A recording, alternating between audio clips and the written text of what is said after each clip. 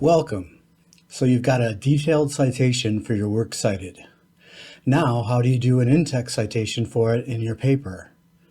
This video is designed to walk you through creating in-text citations in MLA format. You should already have a detailed works cited citation for the source you want to cite in text before using this video. This is because the in-text citation is created from the information presented in the detailed citation. An in-text citation is an undetailed citation, which cannot by itself tell your reader how to look up the source you are referring to. It only signals the reader that the information stated in the sentence comes from another source besides yourself, and directs the reader to the matching detailed citation in the works cited list at the end of your paper. Whenever you state information you found in a source someone else created, you must provide an in-text citation. There are two ways to restate information you took from a source. You can restate the information in your own words. This is called paraphrasing. You can copy the information exactly as it was written or stated in the source. This is called quoting. You must always put quoted text of 4 lines or less in double quotation marks. More than 4 lines of quoted text are presented in a block without quotation marks, indented 1/2 inch from the left margin, like this. The citation in parentheses appears after the period in this case. I'm paraphrasing my source in this example, so I do not need quotes. My citation will appear in parentheses at the end of the sentence before the period. Whether paraphrasing or quoting, you must finish the sentence that restates the sourced information with an in-text citation.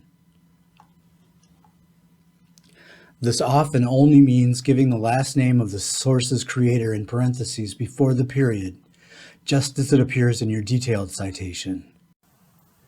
In cases when your source has page numbers or line or paragraph numbers, whether in print or digital, you include the number for the text which your information came from after the author or creator's last name. This web source has no page numbers, so its in-text citation only features the author.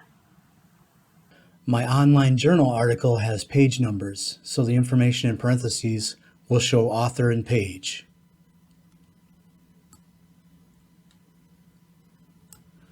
The in-text citation will be presented differently depending on how many authors or creators it has.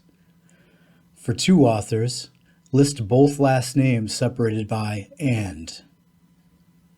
For 3 or more authors, list the first author's last name followed by "et al., a Latin term meaning "and others." If your source does not list an author, the detailed citation begins with the title instead, or a short description of the source if there is no title.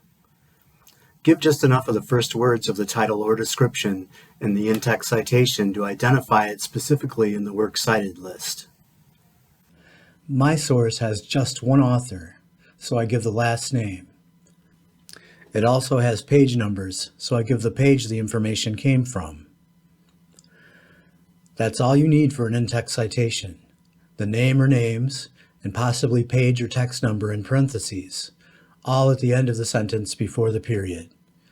The whole point is just to signal that you are drawing information from another source, and refer your reader to the appropriate detailed citation in the list of works cited.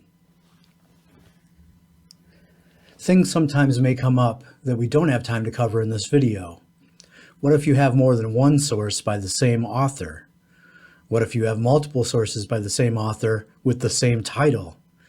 This is just a couple out of many possibilities. Remember, library staff are standing by to help you create citations which are fully compliant with MLA guidelines. Just ask. We're happy to help.